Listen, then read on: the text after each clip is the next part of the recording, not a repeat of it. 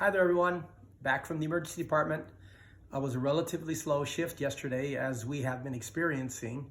I think we're doing quite well in Southern California, at least, with the COVID and the COVID onslaught, and we seem well prepared. So I'm very happy to report that. The number of cases is very low in the San Diego area, so that's something good to know.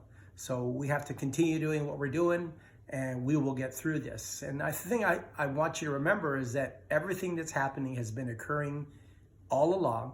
We just didn't know about it within 20 seconds as a result of the news services. So I want to emphasize to you that a lot of fear and anxiety is being created by the news services, and you have to take that with a grain of salt. I told you we were going to talk a little bit about the emotional effect that emotions have on our disease process. And I want to relate a little story to you.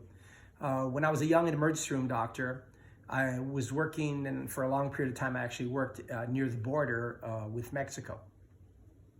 And the back door flung open one day, and I was standing at a desk, and a man came in and walked up to me, and he put his arms on my shoulders, and he looked me directly in the eye, and he said, "I knew if I made it here, you would save me."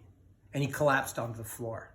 So we pulled the gurney over, we threw him up on the gurney, we did a resuscitation on him, I intubated him, followed all of the protocols that I should have done, and sadly enough, he died. And I took it quite hard. I was a young physician. I had been trained that if I did this, this, and this, then this would be the outcome. And so it was a little disconcerting to me. I analyzed for a long period of time the things that I had been done, and I realized I had done everything exactly as it should. After a period of time, I began to realize that the one component that was missing was that he gave himself up to me. He said to me, "I knew if I just made it here." And the story is that the guy had driven from about an hour out, it was a rural community, just making it to the ED. So in his mind, he had that one goal, was to make it to the emergency department. And once he had made it to the emergency department, he surrendered to everything. And we can't do that. We have to be an active part of our healing and an active part of our healthcare. I think the one thing that Western medicine has done is it fooled us into thinking that we can look outside ourselves for our health, and that our doctors are all knowing, and then they can tell you, take this pill, do this, do that, and that's the cure. And that's not the cure. The cure starts with you maintaining a healthy body, maintaining a healthy spirit, healthy mind, and doing your part to help in healing any disease process. So to that end, we're going to talk a little bit about emotion. And the way I want you to look at emotion is something that's contained within us. I talked to a patient once about depression and anxiety. And he had come to me for something different. And I told him that essentially I was treating him for his depression and anxiety. And he says, "I don't get that." And our conversation boiled down to, well, if you're depressed and anxious or you're fearful, is your little toe fearful? And he said, "Well, no." And I said, "Well, how can you say that?" And he said, "Well, because my fear is in my mind." And the fact of the matter is, the fear isn't in your mind, the fear is in your body. It's in every cell of your body. This is a soup that we're being bathed in. This great machine that we live in is a lot different than we initially thought in Western medicine. When I graduated from medical school, I was told you only have so many brain cells and you're constantly losing them. We also thought that the brain was hardwired. At this point in our brain, that causes this pinky finger to move. Well, we've come a long way, and we now realize that the brain isn't hardwired. There is some hardwire to it, but the brain is actually Bluetooth.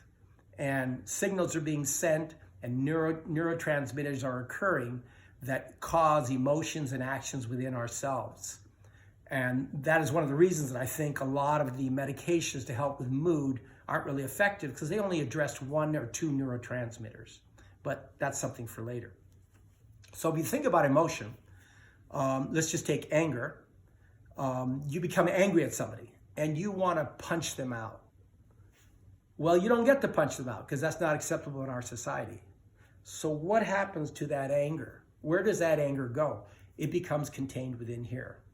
And then the next time that you come across somebody, you want to honk your horn with them, but you don't honk your horn because it's unacceptable to honk our horn. Once again, you accumulate all of this emotion, and we tend to accumulate emotion and bury that. And then it becomes a point in time where something happens and we fly off the handle. And the reason we do that is not that it was a little thing, it's that it was the straw that broke the camel's back. So we have to maintain our mental health and our emotional health.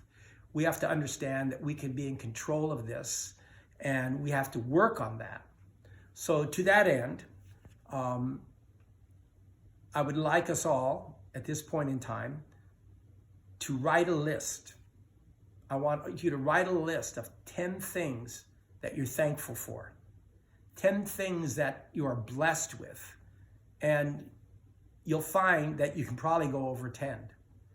And then I want you to write down 10 things that you're looking forward to, because looking forward to something helps us to plan and to think about the future, because that's the thing we need to think about right now. Everybody's caught up in this fear and this cowering down. We're in the corner, hiding behind something, fearful of what's in the room, when we actually have to stand up and face it.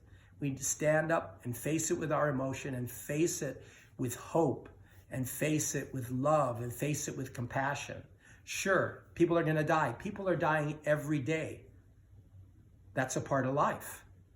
But the thing we have to understand is that death is an intricate part of life, and it is an acceptable part of life.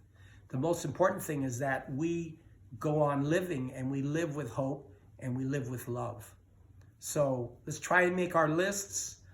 Tomorrow I'm going to work on fear and anxiety, two things that are equal parts of one another. And I wish you the best for the evening and the day. God bless and goodbye.